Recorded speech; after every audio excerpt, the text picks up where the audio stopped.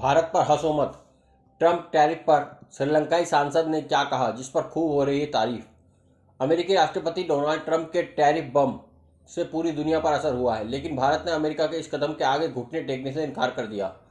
भारत ने अमेरिकी टैरिफ को लेकर ऐसा कूटनीतिक तमाचा मारा है जिसकी गूंज दुनिया भर में पहुंच चुकी है।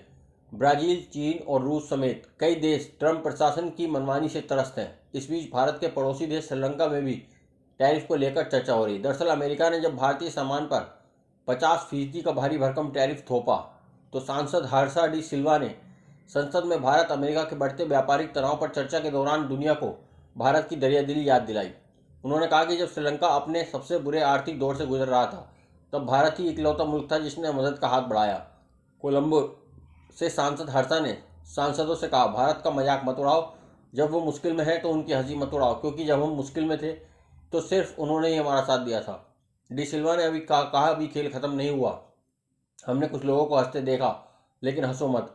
भारत को उम्मीद थी कि टैरिफ 15% तक कम हो जाएगा और हमें भी यही आस थी।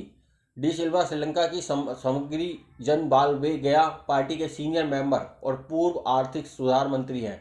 उन्होंने भारत की उस मदद को याद दिलाया जब श्रीलंका आर्थिक संकट से जूझ रहा था। भारत 2016 में शुरू हुई श्रीलंका की एम्बुलेंस सेवा के लिए 3.3 टन मेडिकल सामान मुहैया करा चुका था, जो उस वक्त जीवन रेखा बना।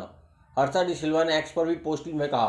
उन्होंने एक्स पर लिखा, भारत हमारा सच्चा दोस्त है, मुश्किल वक्त में भारत हमारे साथ खड़ा रहा, हमें उनकी लड़ाई का सम्मान करना चाहिए। भारत की हिम्मत पूरे एशिया के लिए मिसाल है।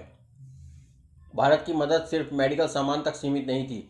भारत ने श्रीलंका को करीब $5 अरब की क्रेडिट लाइन, अनुदान और कर्ज दिए थे। इसमें रिजर्व बैंक ऑफ इंडिया के जरिए $400 मिलियन की करेंसी स्वैप, $500 मिलियन की व्यापार देनदारियों को टालना और खाने पीने, ईंधन व दवाइयों जैसी जरूरी चीज़ों के लिए $3.1 अरब की क्रेडिट सुविधा उपलब्ध थी।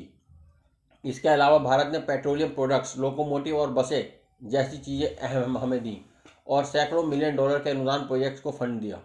इन प्रोजेक्ट्स ने श्रीलंका में बुनियादी ढांचे को बेहतर करने, डिजिटल पहचान, सौर बिजली और प्लांटेशन वर्कर्स के लिए घर बनाने में मदद की।